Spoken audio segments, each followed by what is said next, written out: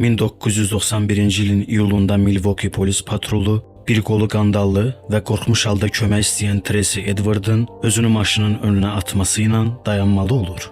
Nə baş verdiyini anlamağa çalışan polis məmurları Oxford binasının 213 nömrəli mənzilində yaşayan birinin Tracy'ni öldürmək istədiyini öyrənirlər. Deyilən ünvana gedən polislər heç vaxt qarşılaşmadıqları qorxunc bir mənzərə ilə qarşılaşırlar.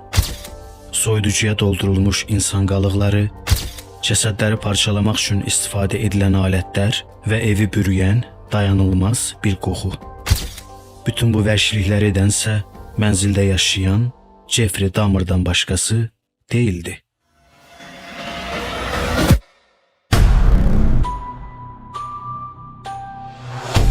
...20-ci əsrin ən amansız canilərindən biri olan Milwaukee manyakı və adam yeyəni olaraq da bilinən Jeffrey Dahmer. Like he was listening to my heart, because at a point he told me he was going to eat my heart at that point. Jeffrey 1978 və 1991-ci ilə qədər dəhşətli bir şəkildə 17 nəfərin həyatına son verdi. Never, Jeffrey! Jeffrey! I hate you! I hate you! This is out of control! I got you! You got that! Look at me, motherfucker! What's your name, son? Bütün dünyada səs-küyə səbəb olan və Milwaukee şəhərinin qorxulu kabusuna çevrilən Jeffrey Dahmer'ın cinayətləri yalnız fiziki deyil, psixoloji cəhətdən də insanlıq həddini aşan cinayətləri idi. Jeffrey Lionel Dahmer 21 may 1960-cı ildə Wisconsin ştatının Milwaukee şəhərində dünyaya gəldi.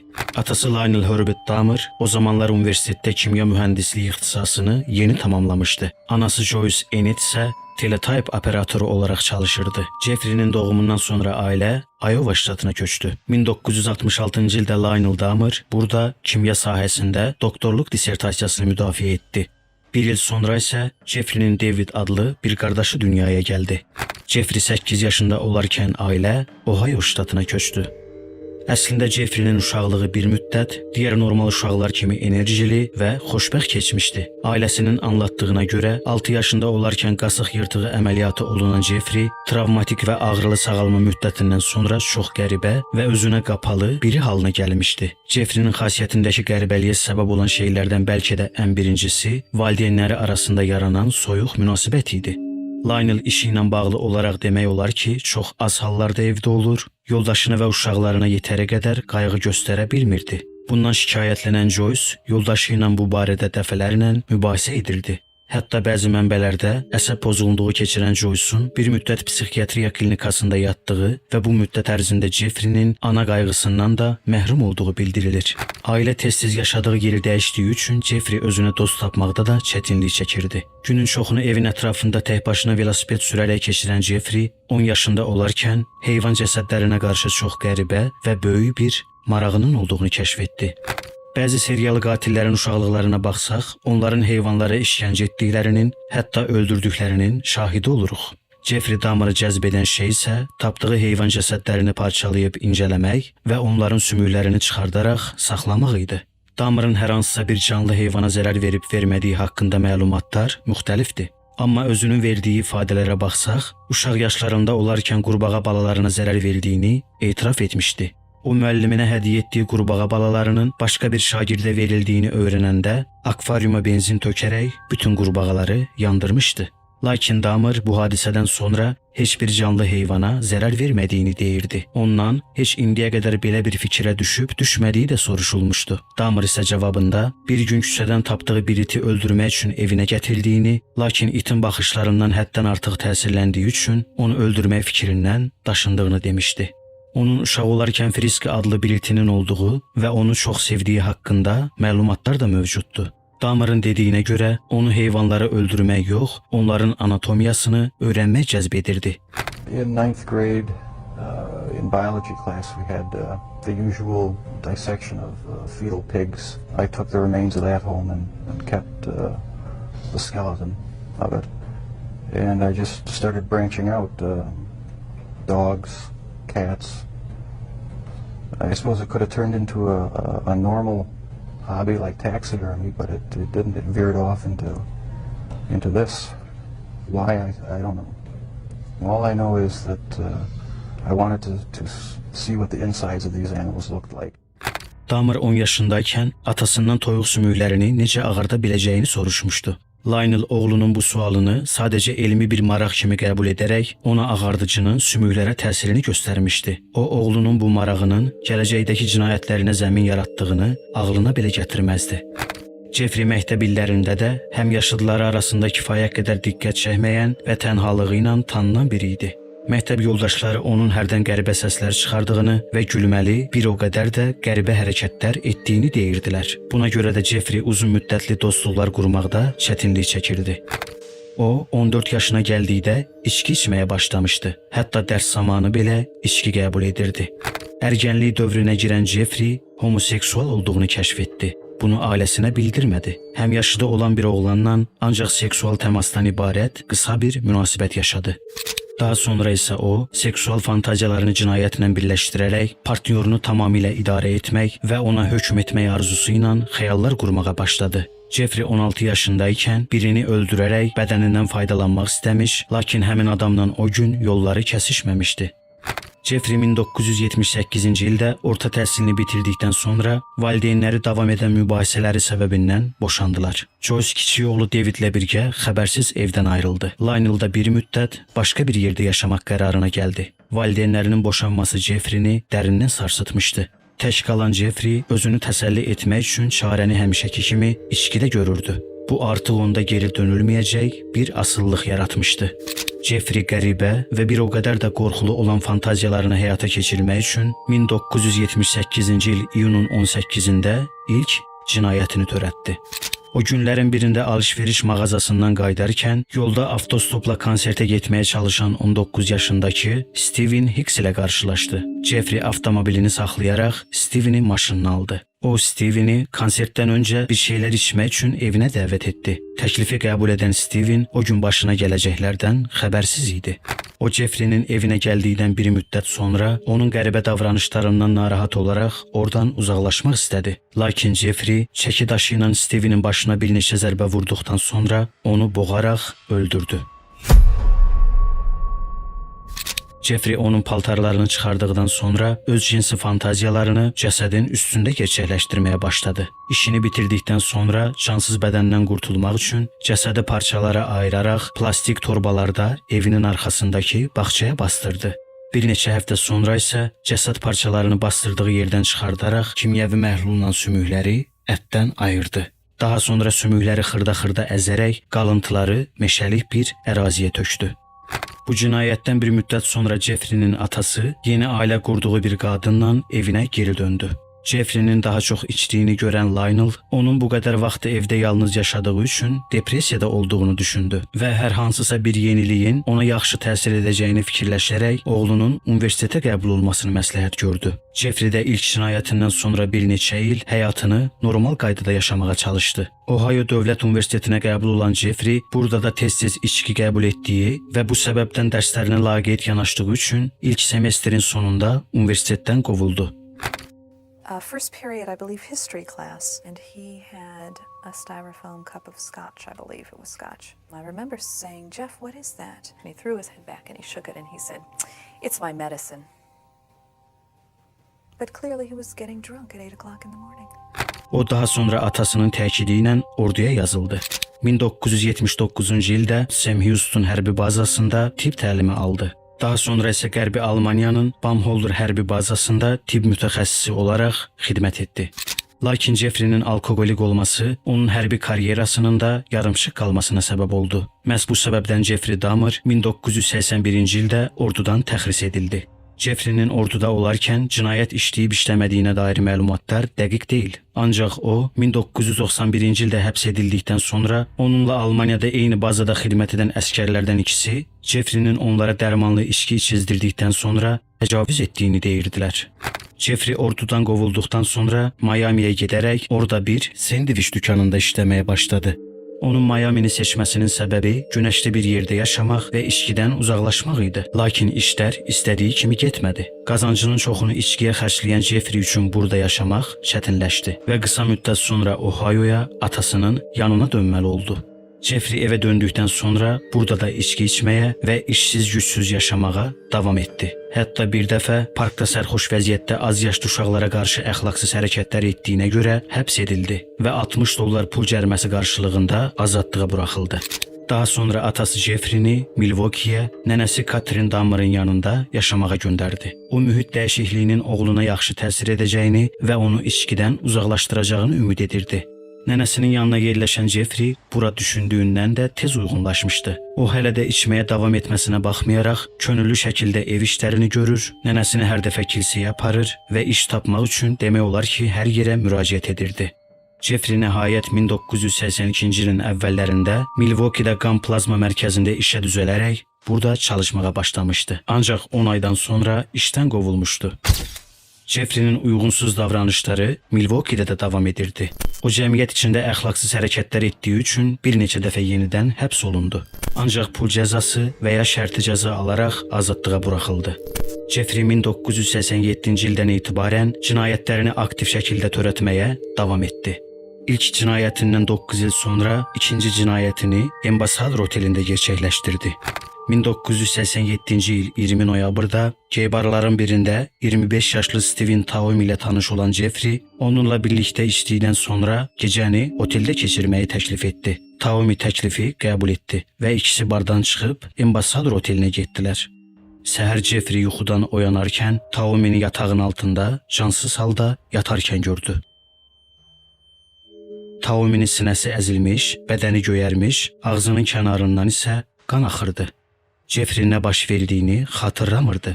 Öz əllərinə gözü sataşan Jeffrey yumruqlarının və sol qolunun da ciddi bir şəkildə göyərdiyini gördü.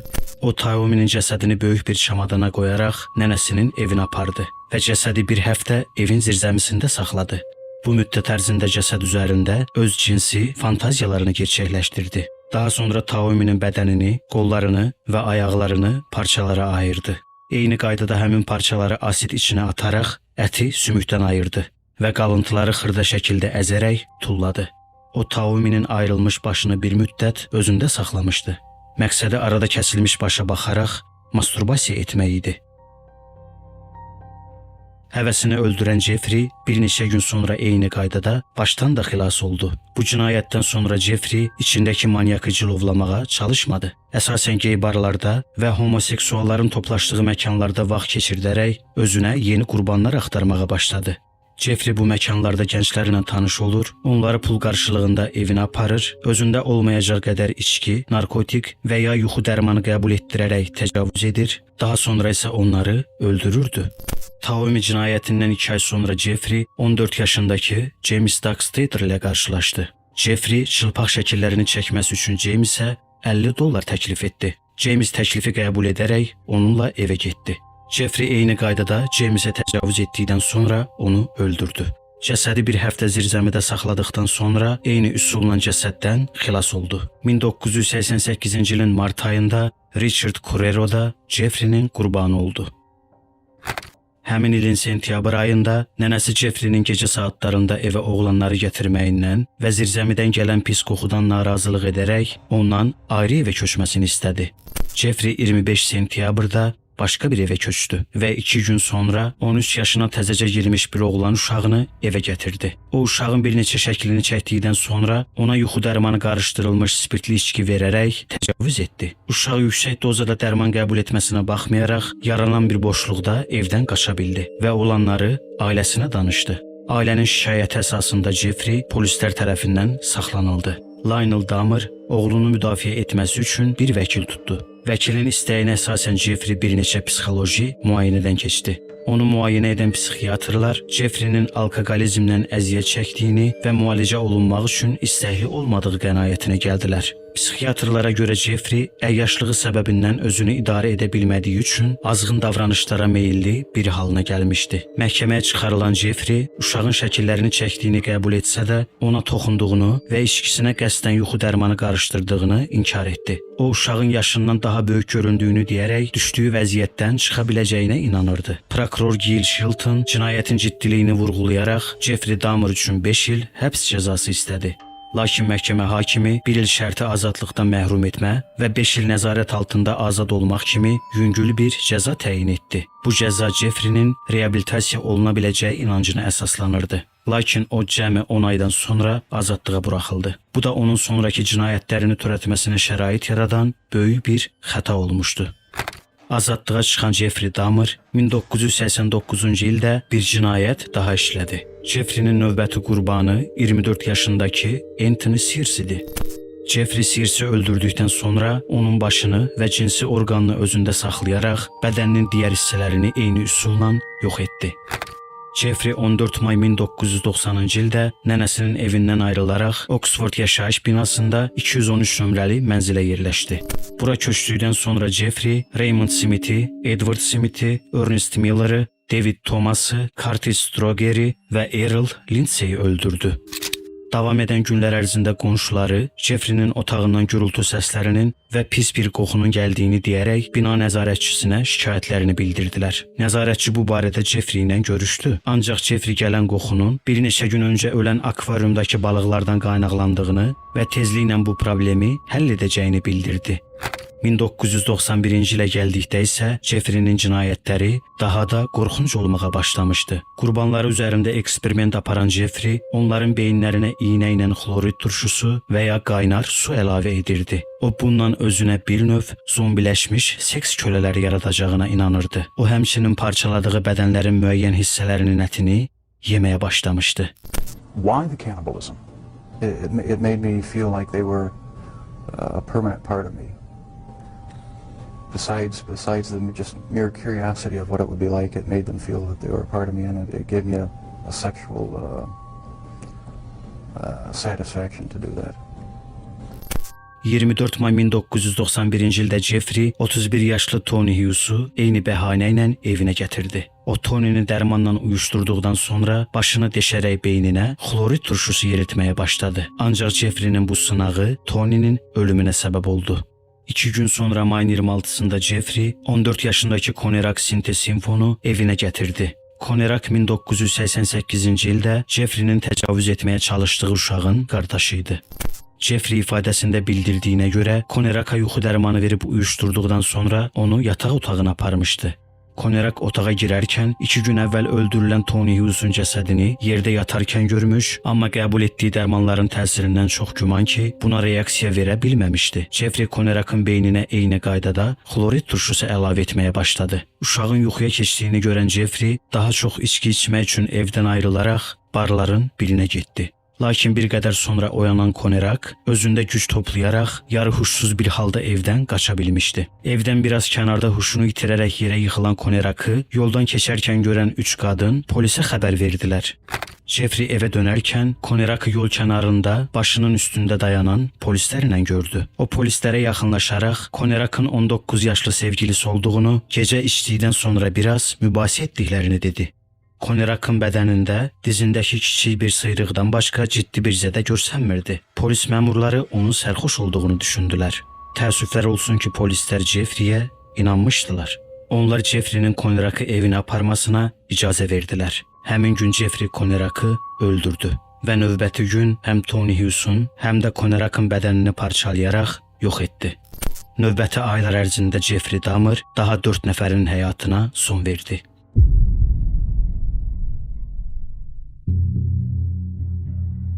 1991-ci il iyulun 22-sində Jeffrey Dahmer gecəni 32 yaşındakı Tracy Edwards ilə keçirmək qərarına gəldi. Evdə Tracy'nin qolunu qandallamağa çalışana qədər Jeffrey üçün hər şey qaydasında gedirdi. Evdən gələn pis qoxunu hiss edən Tracy burada bir şeylərin tərs getdiyindən şübhələnməyə başladı. Jeffrey onu qandallamağa çalışarkən Tracy boşda qalan əli ilə Jeffrey'ə yumruq vurub evdən qaçmağı bacardı. Bəxtindən giriş qapısı kilitlənməmişdi. Özünü küçəyə atan Tracy oradan təsadüfən keçən polis patruluna yaxınlaşdı və olanları polislərə bildirdi. Həddən artıq qorxmuş Tracy'nin dediklərini dinləyən polislər onunla birlikdə Jeffrey'nin mənzilinə getdilər. Police, open up! Qapını açan Jeffrey qarşısında polisləri və Tracy'ni gördükdə heç bir şey olmamış kimi soyuqqanlı davranmağa başladı. İçəri girən polislər daha əvvəl sadəcə qorxu filmlərində gördükləri mənzərə ilə qarşılaşdılar. Gözlərinə sataşan ilk şey parçalanmış cəsədlərin fotoşəkilləri idi. Bu Jeffrey üçün artıq yolun sonuydu. Polislər tez Jeffrey'ni yerə yatıraraq qandalladılar. Hadisə yerinə çağırılan cinayət axtarış bürosunun mənzildə ətraflı axtarış aparması Jeffrey'nin vəhşiliklərinin ortaya çıxmasına səbəb oldu. Soyuducuda bir neçə qopmuş insan başı, iç orqanları daxil olmaqla müxtəlif insan qalıntıları aşkar edildi. Hamamda parçalanmış bədən hissələri, 2 ədəd kəllə skeleti, xloroform və formalin kimi müxtəlif kimyəvi maddələr tapıldı. Həmçinin şkafda və siyirmədə kişi cinsiyyət orqanları, digər bədən üzvləri olan bankalar, əlavə olaraq qurudulmuş baş dərisi və 2 ədəd insan skeleti də aşkarlandı. 3 insan gövdəsi isə böyük bir asid çəlləyinin içində üzürdü. Saxlanılan Jeffrey Dahmer, dedektiv Patrick Kennedy və Dennis Murphy tərəfindən 60 saatdan artıq sorğulandı. Sorğulama boyunca Jeffrey vəkil tutmaq hüququndan imtina edərək törətdiyi bütün cinayətləri bir-bir etiraf etdi. Polislər evdə axtarış apararkən kağıza çəkilmiş plan sxemi aşkarlamışdılar. Jeffrey'ə bunun nə olduğunu soruşduqlarında isə eşitdikləri qarşısında adətən şok olmuşdular. Jeffrey evində saxladığı insan qalıntılarından ibarət özünə bir məbəd düzəltmək fikrində idi. 1992-ci il yanvarın 30-da başlayan məhkəmə prosesi fevral ayının 17-sində başa çatdı. Jeffrey'nin müdafiəsi onun psixoloji vəziyyətinə əsaslanırdı. Vəkili Gerald Boyle, Jeffrey'nin cinayətlərinin onun seksual azğınlıqlarının təfərrüatlarını bildirərək sağlam bir insanın bu cür şeylər edə bilməyəcəyini vurğulayırdı. Psixiatrların bəziləri Jeffrey'nin nekrofiliyadan, yəni cəsədlərə qarşı cinsi maraq göstərmək xəstəliyindən əziyyət çəkdiyini təsdiq etmişdilər. Lakin mütəxəssislər arasında bu psixoloji vəziyyətin ona bəraət qazandırıb-qazandırmayacağı barədə fikir ayrılığı var idi. Ancaq məhkəmə Jeffrey'nin cinayətləri planlı bir şəkildə həyata keçirdiyini və onun təkcə cəsədlərlə yox, canlı insanlarla da cinsi əlaqədə olduğunu əsas gətirərək sağlam olduğu qərarına gəldi və Jeffrey Dahmer'ı 15 nəfərin qətlində günahkar bilərək ömürlük həbs cəzasına məhkum etdi. Jeffrey mart ayında isə Ohio'da keçirilən məhkəmədə Stephen Hicks'in öldürülməsində təqsirli bilindi. Beləliklə ona öldürdüyü 16 insanın hər birinə qarşılıq 16 ömürlük həbs cəzası verildi. Jeffrey 17 nəfəri öldürdüyünü etiraf etsə də, cinayətlərindən birinə aid heç bir dəlil tapılmamışdı. Buna görə də o, qanuni olaraq 16 nəfərin öldürülməsində təqsirli bilinmişdi. Wisconsin həbsxanasına aparılan Jeffrey təhlükəsizliyi üçün əvvəlcə digər dustaqlardan ayrı saxlanıldı. Lakin bir müddət sonra öz istəyi ilə ümumi məhbuslar arasında açıq rejimdə cəzasını çəkməyə davam etdi.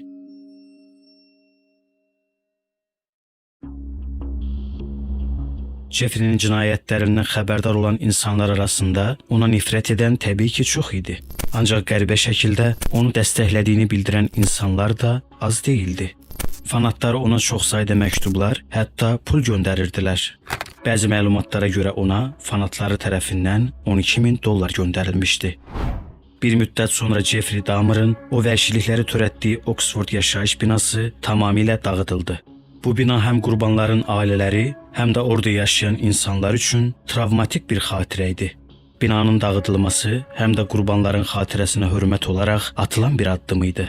Jeffrey'nin həbs olunmasının ardından əsasən qaradərlilər və etnik azlıqlar tərəfindən hüquq sisteminə qarşı ciddi etirazlar başladı. 1980-ci illərdə bu azlıqlara qarşı ayrı seçkilik yüksək səviyyədə idi. Qurbanların qaradərlilər arasından seçilməsi Dahmer'ın cinayətlərinə uzun müddət diqqət yetirilməməsinə səbəb olmuşdu. Polisin bu qruplara qarşı biganə yanaşması Dahmer'ın öz vəhşiliklərini törətməsinə fürsət yaratmışdı.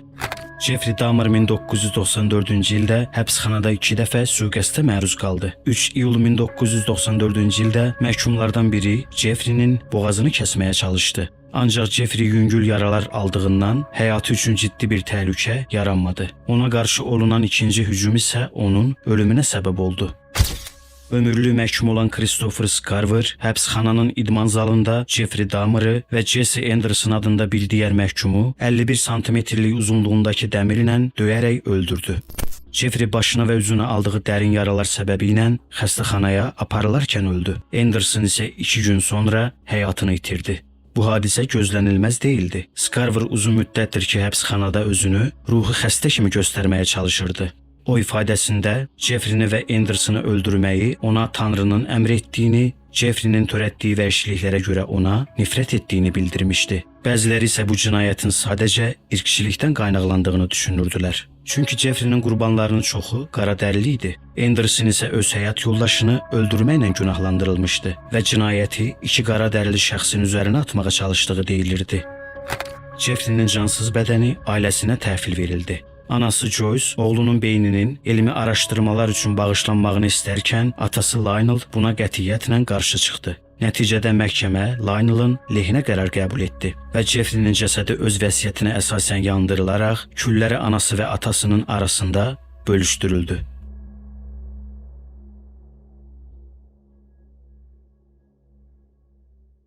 Your Honor, it is over now. This has never been a case of trying to get free.